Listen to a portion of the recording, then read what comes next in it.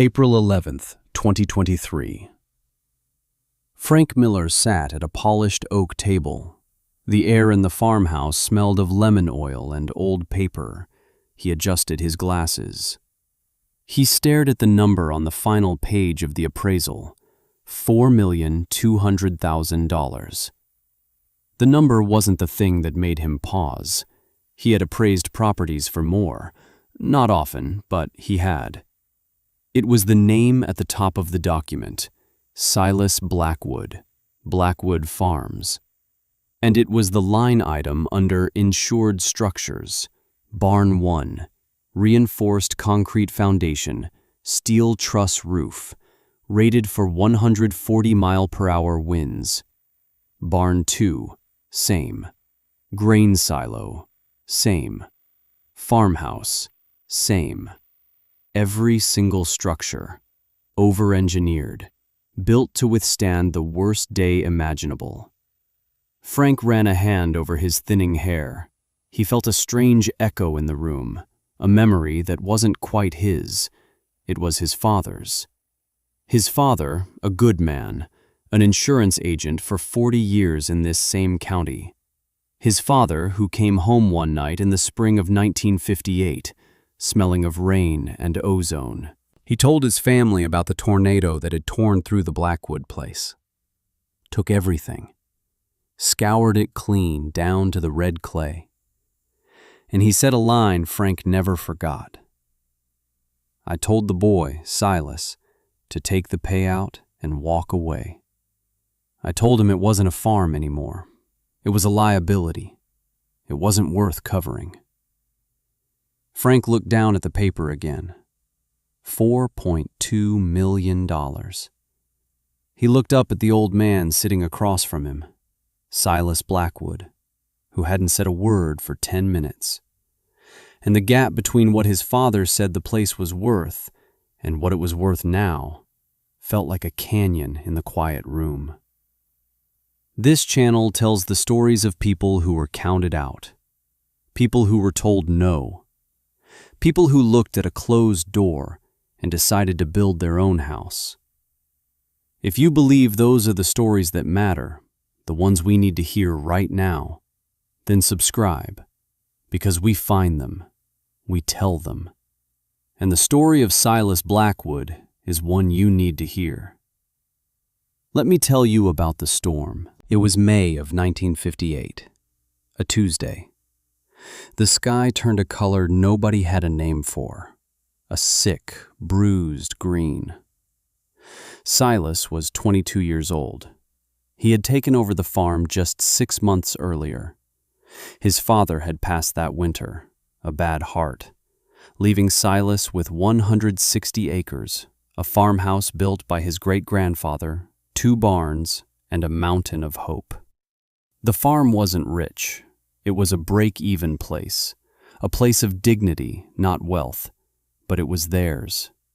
The deed was in a tin box in the study, free and clear. His grandfather, Elias, lived with him. Elias was 78. He had lost a leg in a thresher accident in his youth. He sat on the porch and watched the world. He saw the sky change first. He called for Silas. His voice was calm. Time to go underground, son. They made it to the root cellar just as the sound arrived.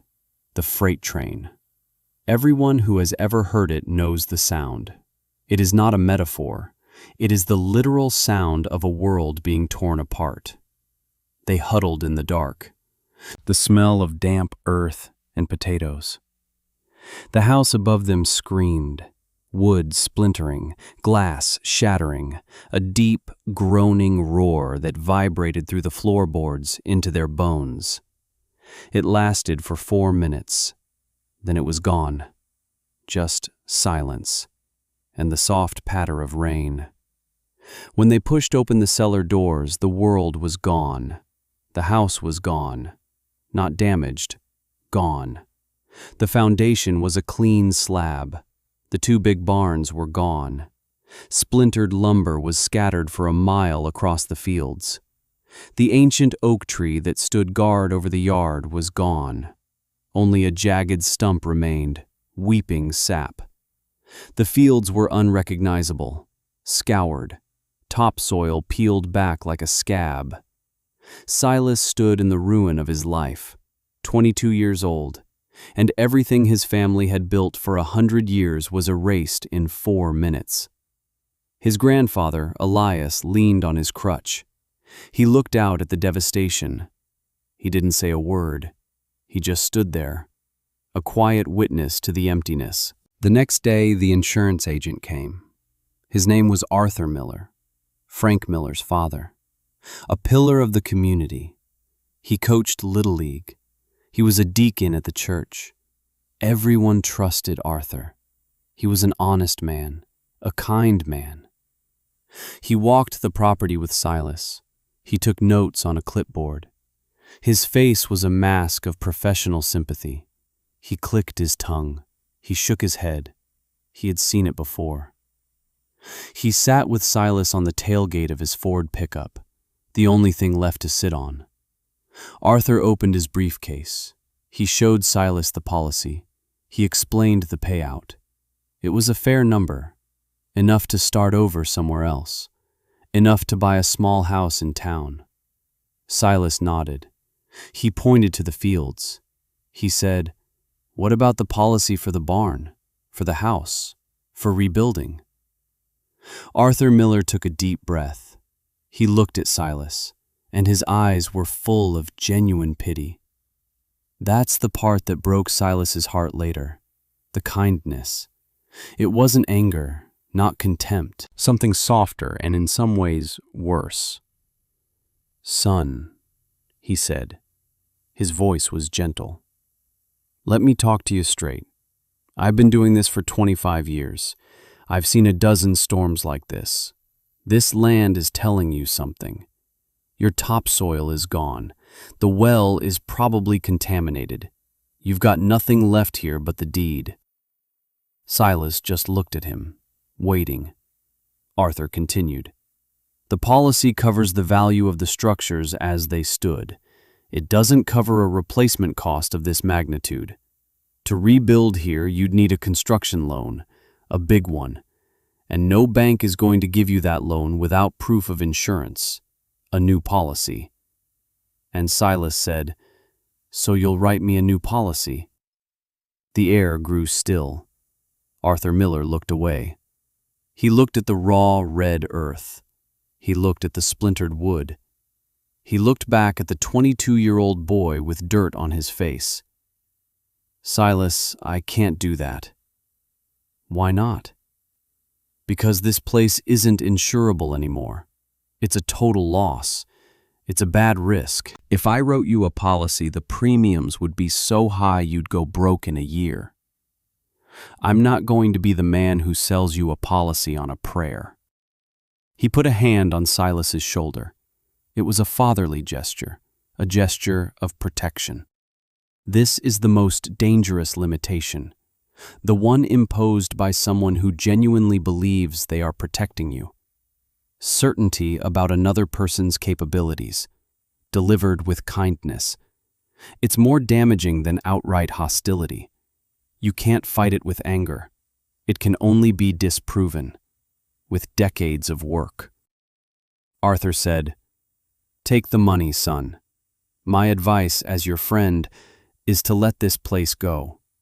It's done. Start fresh." He packed up his briefcase. He shook Silas's hand. He drove away in his clean Ford pickup, leaving Silas standing in the wreckage, with a check for what his life used to be worth, and a kind man's certainty that it could never be worth that again. Have you ever been told you couldn't do something? Not by an enemy, by a friend, by a parent, a teacher, a boss, someone who thought they knew your limits better than you did. Someone who thought they were helping you by telling you to quit. Drop a comment and tell us about it. Because what happened next changed everything. Silas didn't cash the check. He put it in the tin box with the deed. He walked back to where his grandfather was sitting on a salvaged beam. Elias looked up at him. He saw the look on his grandson's face. He didn't need to ask what happened. He knew the look of a man who had been dismissed. Silas told him what Arthur Miller said. Not insurable. A total loss. Let it go. Elias was quiet for a long time. He pulled out an old pocket knife and started carving a piece of splintered pine. The shavings fell onto the red dirt. Finally, he looked at Silas. His eyes were clear. He said, "Your great-grandfather broke this land with a mule. My father fought the drought of '34 right here on this spot. He ate dust for 3 years, but he didn't leave. The bank tried to take it in '38. We stood on the porch with shotguns. They didn't leave their car." Elias stopped carving. He pointed the tip of the knife at the ground. "They can break the wood."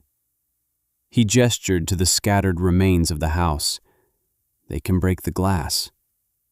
He looked at Silas, his gaze unwavering. "They can't break the dirt. The dirt is enough." Those 4 words, "the dirt is enough," they became the foundation, the only one he had left. That night they slept in the root cellar. The next day the work began. It wasn't a rebuild, it was a reinvention. He didn't have money for lumber. He didn't have money for a crew. He had 2 hands, his grandfather's knowledge, and 160 acres of ruin. First, the cleanup. He borrowed a neighbor's tractor, an old Farmall Model H. He worked from sunup to sundown, dragging twisted metal into one pile, stacking splintered wood into another. Every nail he found, he straightened on a rock and saved in a coffee can. Every unbroken brick he cleaned and stacked. Nothing was wasted. The community was split. Some neighbors brought food, casseroles and cold tea. They offered help. They believed in the Blackwood name.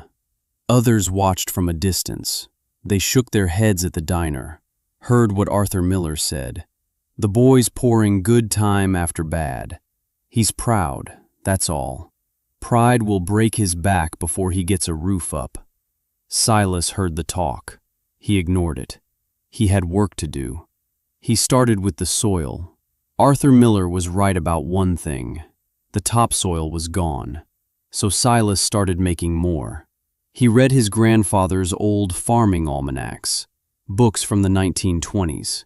He learned about cover crops, clover, vetch, rye, plants that pull nitrogen from the air and fix it in the ground, plants that grow deep roots and break up the compacted clay. He spent what little cash he had on seeds. He sowed them by hand, walking the barren fields with a canvas bag over his shoulder, casting seeds like a biblical parable. The doubters laughed. "He's planting weeds," they said. But by the fall, a thin carpet of green covered the red scars. Next, the structures. He couldn't afford to build a traditional barn.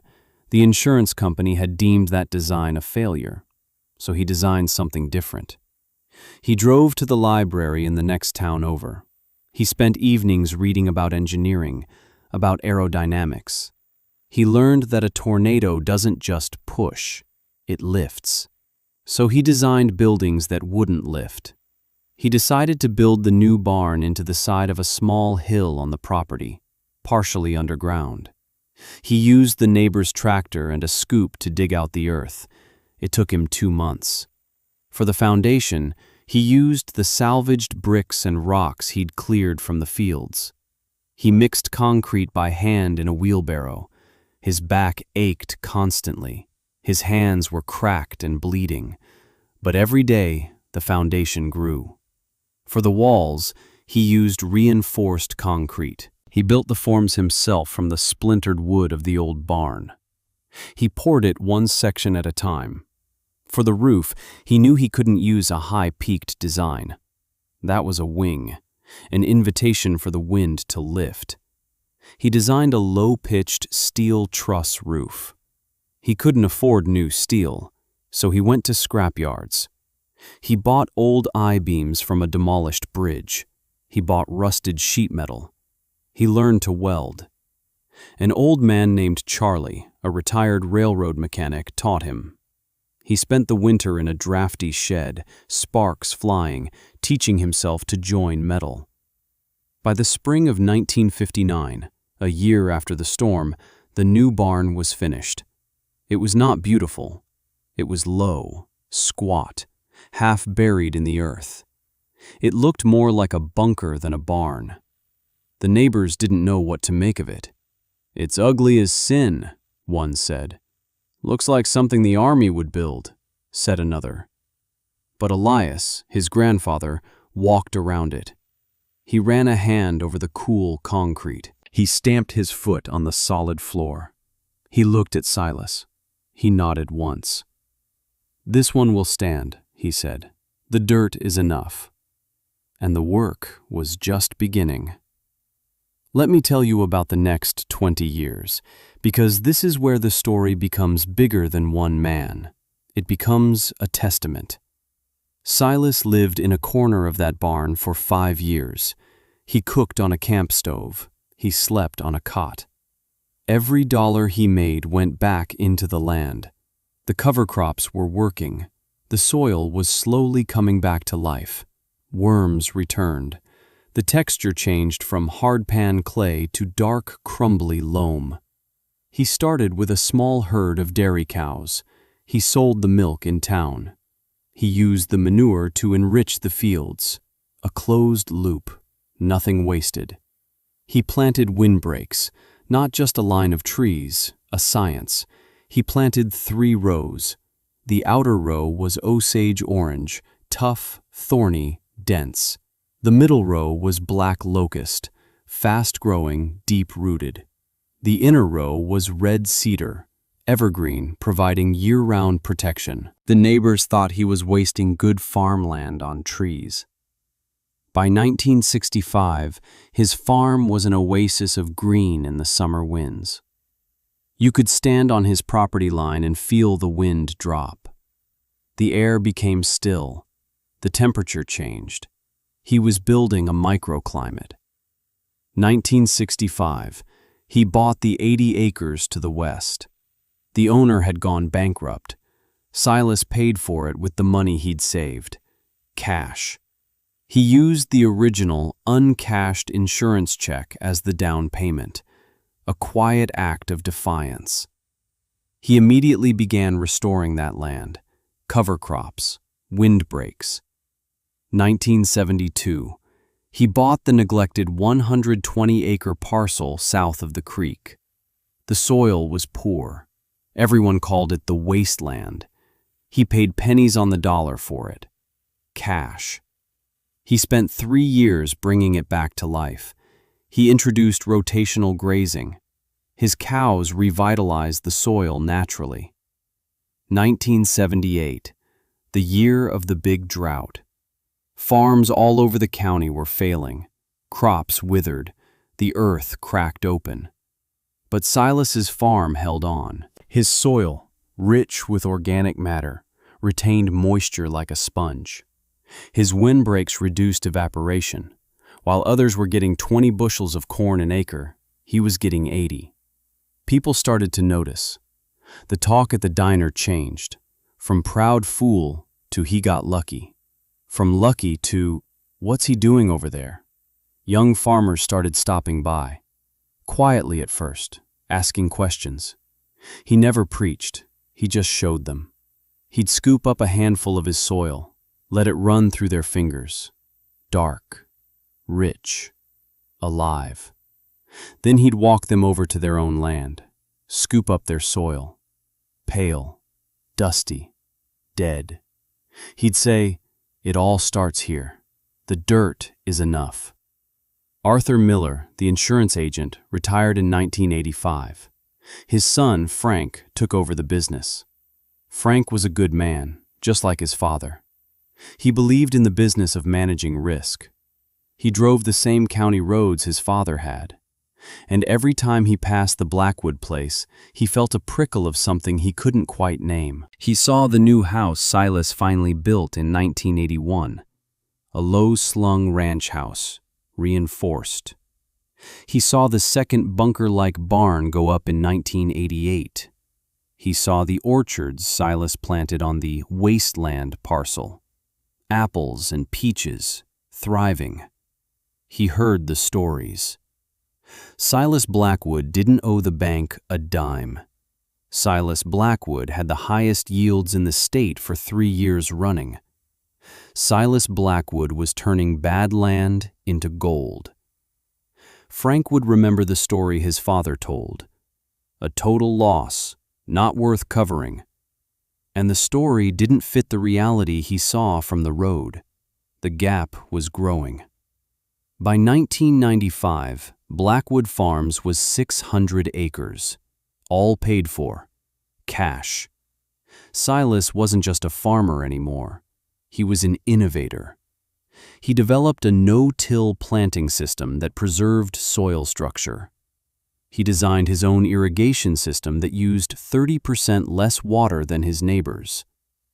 The university agricultural extension started sending students to his farm, not as a cautionary tale, as a model of resilience, of sustainable agriculture, a model of what to do after the worst day happens. But he still couldn't get insurance, not a real policy, not one that reflected the actual value of what he had built. Every year, Frank Miller would send a junior agent out. They'd look at the strange, low barns. They'd look at the unconventional farming methods. They'd look at the file from 1958. And they'd offer him a minimal, overpriced policy, one that called his farm non-standard, high risk. Every year, Silas would politely decline. He didn't need their money. He was self-insured. His wealth wasn't in a policy. It was in the soil, in the concrete, in the knowledge. But it was the principle, the quiet refusal to be acknowledged, the lingering ghost of his father's kind dismissal. Proving someone wrong who thinks they're being kind is the loneliest fight there is. You don't get the satisfaction of a clear victory. No shouting match. No, I told you so. Just decades of quiet work. And a witness watching from a distance. And then came the reckoning. In the early 2020s, the world of insurance was changing.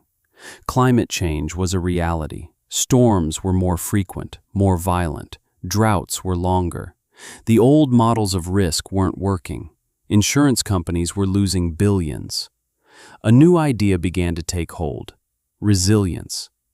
What if, instead of just paying out after a disaster, they incentivized farmers to build in ways that could withstand one? A forward-thinking executive at the national headquarters heard a story, a whisper from a university professor, about an old farmer in the Midwest, someone who had built a storm-proof, drought-proof farm decades ahead of his time. They wanted to study his methods. They wanted to create a new kind of policy based on his model. The Blackwood Protocol, they called it. And they needed a full, formal appraisal of the property to establish a baseline value. The national office sent the file to the regional branch. The regional branch sent it to the local office, to Frank Miller. When Frank saw the request, his blood ran cold. He knew he couldn't send a junior agent. He knew he had to go himself. He had to close the loop his father had opened 65 years ago. Which brings us back to that day in April 11th, 2023. Frank spent the entire day walking the farm with Silas.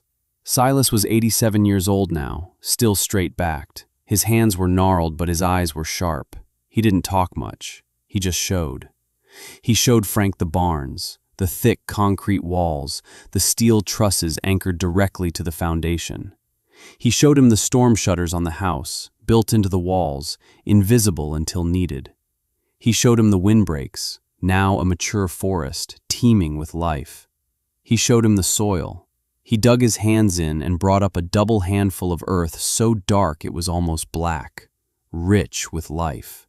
He showed Frank the ledgers, decades of them, every bushel, every gallon of milk, every expense and every dollar of profit, all written in a neat, steady hand, a record of quiet, relentless success. Frank was a professional. He measured, he calculated, he ran the numbers. He assessed the land value, the commodity value, the infrastructure value. But he was also assessing something else, the value of a life's work, the value of proving a kind man wrong. He went back to his office that evening. He didn't use the standard formulas. He couldn't. He had to create new categories. Resilience value, soil carbon sequestration value, catastrophic event mitigation value. He was appraising not just what was there, but what would remain after the next storm. The final number was undeniable, $4.2 million, and he knew it was conservative. So he sat there, at the polished oak table in Silas's farmhouse, the appraisal between them, the silence stretching. Finally, Frank cleared his throat. He looked at Silas. "Mr. Blackwood," he said. "Silas, my father. He was a good man. He thought he was doing the right thing. He thought he was protecting you." Silas just nodded. He waited. Frank's voice was thick with emotion. He was wrong. What he did, the way he dismissed you, it was wrong. And for my part, for this company's part, for 65 years of not seeing what was right in front of us, I am truly sorry. It was the apology Silas had waited for his whole life, the validation, the moment of triumph. But he didn't smile. He didn't say, "I told you so." He just looked at Frank Miller and delivered the quiet devastation. "Your father was a kind man, Frank. I know he thought he was helping. But you need to understand what he took from me that day. It wasn't just an insurance policy. He took away my standing. In this community, a man's worth was tied to his credit, to his insurability. Your father made me a charity case in my own life. He told the world I wasn't worth the risk. He told the banks I wasn't a good bet. He made it so I couldn't borrow a dollar. He forced me to do it all alone." Silas leaned forward. "I did it. It took me 50 years. 50 years of working from sunup to sundown. 50 years of being an outsider. I built all of this without a single loan, without a single policy, without a single man in a suit telling me I was worth his company's time. So I appreciate your apology, Frank. I do. But the cost of your father's kindness was my entire life." He leaned back. The silence in the room was absolute. Frank felt the weight of those 65 years. He understood for the first time that the real damage wasn't the tornado. It was the quiet, well-intentioned dismissal that followed. But that's not the end of the story, because a legacy is not what you build for yourself, it's what you build for others. Silas took the appraisal. He took the new policy the company offered him, a landmark policy, the first of its kind. And he used them. He went to the same bank that had denied him a loan in 1958. He used the farm as collateral, not to borrow money for himself. He established a foundation, the Blackwood Foundation for Resilient Agriculture. Its mission is simple. It provides low-interest loans and grants to young farmers, specifically farmers who have been denied traditional financing. Farmers who are told their ideas are too risky, too unconventional. Farmers who are told they aren't worth covering. The first recipient was a young woman in Kansas. She lost her farm in a wildfire. The insurance company told her it was a total loss. The bank wouldn't give her a loan to rebuild. The Blackwood Foundation gave her a grant. Not just money. They gave her Silas's plans for the fire-resistant barns he had designed. They gave her his crop rotation plans for restoring burnt soil. Today, her farm is thriving, a model of fire-resilient ranching. There are 17 other farms like hers now, from the hurricane coasts of Florida to the drought-plagued fields of California. Each one a seed planted from Silas's legacy. Each one an answer to a kind man's certainty. Silas passed away 2 years ago. He was 91. He worked right up until the end. His grandchildren run the farm now. They use his methods. They honor his memory. The farm is more than a farm. It's a teaching center, a place where the next generation comes to learn. They learn about soil health. They learn about resilient design. They learn about the quiet power of outlasting the doubters. In the main office, which used to be the old barn, a single document hangs on the wall. It's framed under glass. It's the original insurance claim denial from 1958. The paper is yellowed. The ink is faded. At the bottom, a single line is written in Arthur Miller's neat cursive. Property deemed a total loss, not insurable. It is the physical artifact, the tangible connection between past and present. Students see it every day. It is the first lesson they learn, a reminder that the most dangerous words are not, "I hate you."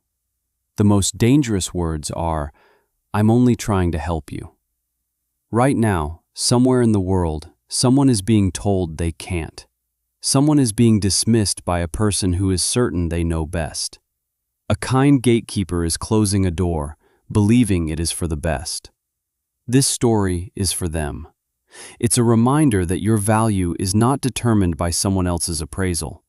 It's determined by what you are willing to build, by the work you are willing to do, by the dirt you are willing to fight for. The story of Silas Blackwood is not about insurance. It's about the quiet, unshakable power of believing in your own worth, when no one else will. Remember what his grandfather said. They can break the wood. They can break the glass. They can't break the dirt. The dirt is always enough. If this story meant something to you, subscribe to the channel. We have more stories like this to tell. Comment below with a time you proved someone wrong, not with words, but with your work. And share this video with one person who needs to be reminded that they are worth covering.